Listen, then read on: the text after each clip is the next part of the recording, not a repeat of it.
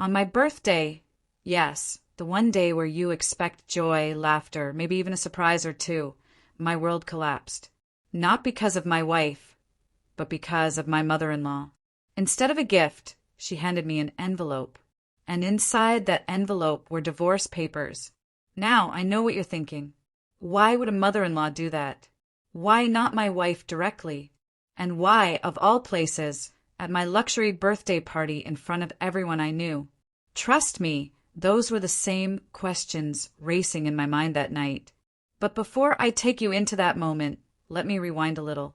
Because to really understand the pain, the betrayal, and the revenge that followed, you need to know the story behind it.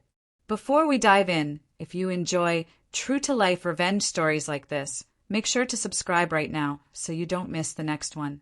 And if you're already subscribed, thank you, you're part of the family. So where do I even begin? I'll start with this. I was never the kind of man who dreamed of luxury parties or dramatic celebrations.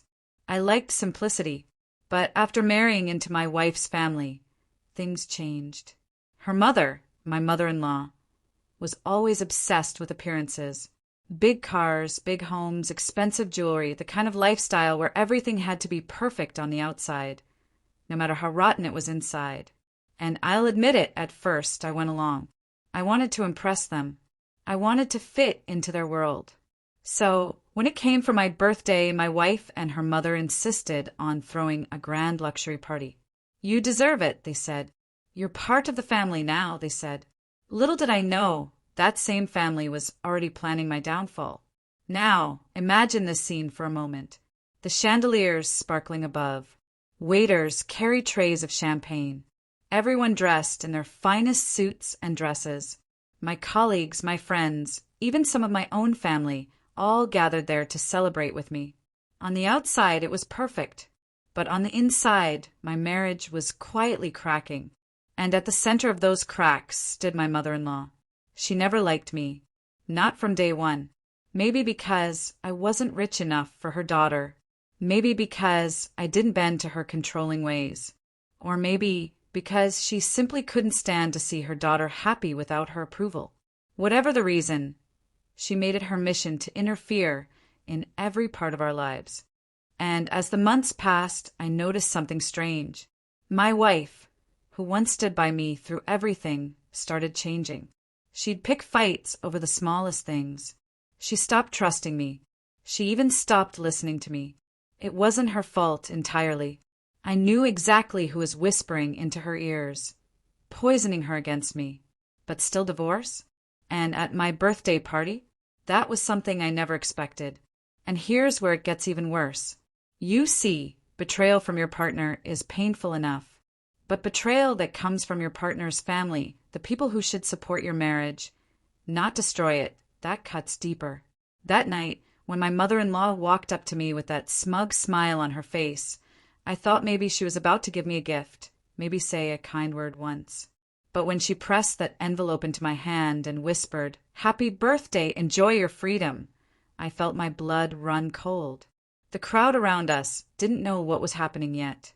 They thought it was just another gift. But when I opened that envelope, my entire world flipped upside down. And that is where my revenge story truly begins. But before I tell you what I did, and how I turned the tables on the woman who tried to destroy me, do me a small favor. Hit that like button so more people can discover this story. And if you know someone who enjoys suspenseful tales of betrayal and payback, share this video with them too. Because, trust me, what's coming next you won't want to miss. Now, let's move to the build-up. The events leading to that shocking night, the hidden games my mother-in-law played, and the slow cracks that turned my marriage into a battlefield. The night of my birthday was just the final act. The truth is, the seeds of this betrayal were planted months before, and I didn't even realize it, until it was too late. I wish I could say that betrayal came out of nowhere, that I never saw it coming. But the truth is the signs were always there. I just chose love over logic. In the early years of our marriage, everything felt like a dream. We had a beautiful wedding, full of laughter and promises. I truly believed we were building a forever home together. My wife used to hold my hand like she'd never let go. Back then, even her mother would smile politely, though behind her eyes, there was something else, something cold. It started small. "You're doing well," she'd say at family dinners, "but maybe my daughter deserves someone with a bigger future."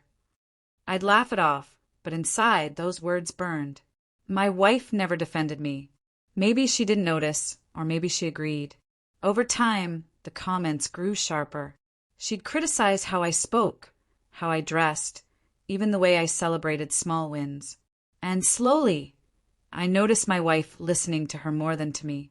A seed of doubt had been planted. Then came the changes I couldn't ignore.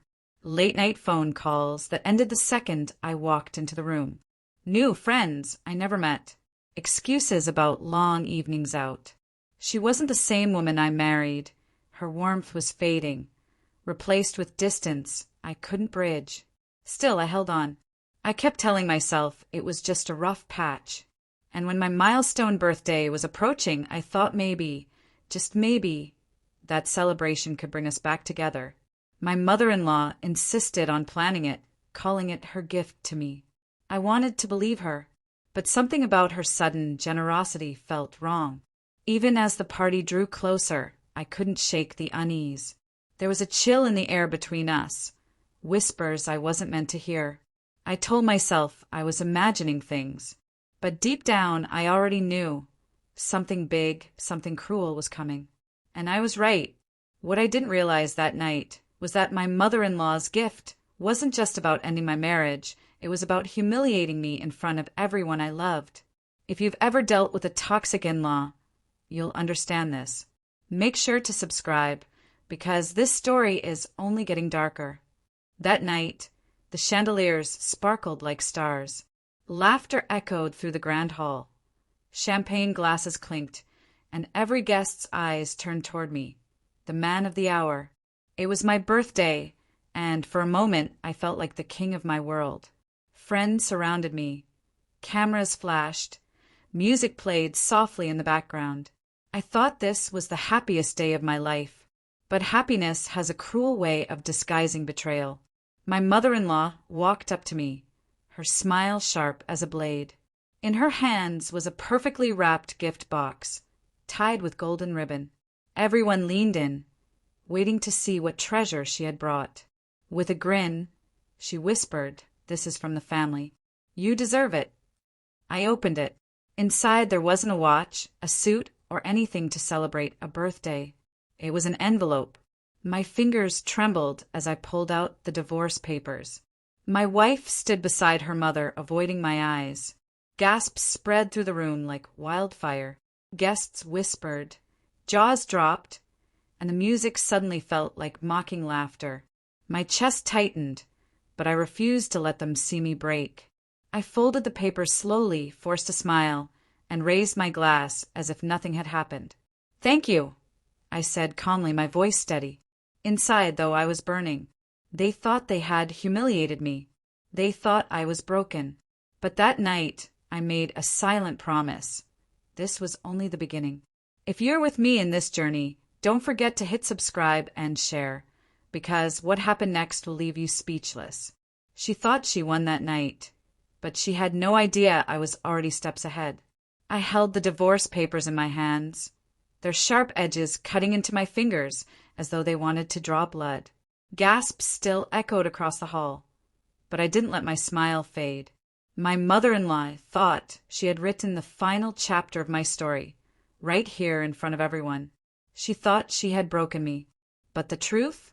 I had been waiting for this moment. You see, betrayal doesn't happen overnight. It builds. It festers. And in the quiet hours of those long nights when my wife ignored me, when her mother sneered at me, I wasn't just hurting. I was planning. If you've been following this journey, make sure you subscribe, because trust me, the turn this story takes will stay with you forever. I placed the papers gently on the cake table, raised my glass, and toasted to family. My voice was steady, but my heart was pounding like a war drum. I watched their faces, the smug pride in my mother-in-law's eyes, the guilt swimming in my wife's. They thought the show was over. They had no idea the curtain hadn't even risen yet. Behind me, the projector screen lit up. I had arranged a surprise slideshow for my guests, a tribute, I had told everyone, to my marriage and my family life.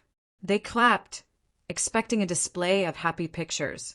And yes, the first few slides were exactly that: honeymoon memories, vacations, birthday candles blown out together. But then the tone shifted. Photo after photo appeared: screenshots of text messages, secret hotel bookings, late-night call records. The guests leaned forward, whispering louder with each new revelation. My wife's face drained of color. Her hands shook as she tried to shut the laptop down, but it was locked. And then the biggest blow, a video clip. Her laughter, her voice, her arms around another man. The hall went dead silent. The very people my mother-in-law had invited to witness my humiliation were now watching her. I looked straight into her eyes. "You gave me divorce papers, Mother," I said, calm but sharp, "but you forgot to give your daughter loyalty. Maybe you should have gifted her that first." The whispers turned into a storm. People who had once admired my wife and her mother now looked at them with disgust. My mother-in-law's face flushed crimson, but she tried to regain control. "This is fake. Lies. He made all of this up," she screamed. But I had prepared.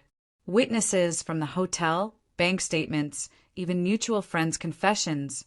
I had it all lined up, ready.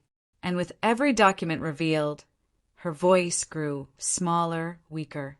And then I said the line I had been saving. "You wanted to give me a public gift? Well, I just returned the favor." The room erupted, not in laughter, but in stunned silence and nods of approval. The very stage she thought would destroy me had become her downfall. If you're still listening, don't forget to like this story, because trust me, it's far from over. But my revenge didn't stop there. Because humiliation wasn't enough, I called for the music to stop and the lights to brighten. Then I gestured toward the doors. In walked two men, lawyers. Gasps spread again. "These," I said, pointing to them, "are the ones who will be filing charges for defamation, fraud, and emotional abuse. And don't worry," I turned to my wife, "your part in this betrayal has been carefully documented too." Her knees buckled.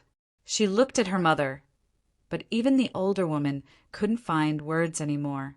Guests shifted uncomfortably, realizing they were witnessing not just family drama, but a complete downfall. And in that silence, I added one more twist. "Oh, and about this house, this party hall? It isn't yours anymore. It's mine. Signed, sealed, transferred yesterday. Consider it my birthday gift to myself." The guests gasped at one final time. I could see their empire crumbling in real time. My mother-in-law clutched her chest, unable to breathe. My wife sobbed silently, no longer looking at me, no longer looking at anyone. The very people who plotted my public destruction were now drowning in their own. I leaned forward, placed the glass on the table, and whispered just loud enough for everyone to hear. "You wanted me to remember this birthday forever. Don't worry, I will. If you're still here, share this story with someone who believes karma doesn't exist, because sometimes it shows up dressed in a tuxedo at a birthday party. And just when they thought the worst was over, they hadn't seen my final move. The party ended in chaos. My mother-in-law being escorted out, my wife trembling under the weight of her own choices, and the once celebratory hall echoing with murmurs of betrayal. What was meant to be my downfall had become the stage of their destruction. But revenge isn't just about exposing lies. It's about reclaiming yourself. The days that followed were surreal. Newspapers carried out the scandal. Neighbors whispered, and the same people who once pitted me now looked at me with respect. For the first time in years, I felt free. If you've been with me through this journey, hit that subscribe button, because the lessons here are worth remembering. My wife tried reaching out, tears in her eyes, begging for forgiveness. But trust, once broken, cannot be glued back together. I had already signed the response to her divorce, granting her exactly what she and her mother wanted. Only this time, it wasn't on their terms. The settlement left her with nothing. No house, no money, no control. And my mother-in-law, she vanished from public life, too humiliated to face the same people she once ruled with her sharp tongue. For years, I had lived in their shadow, silenced by manipulation and insult.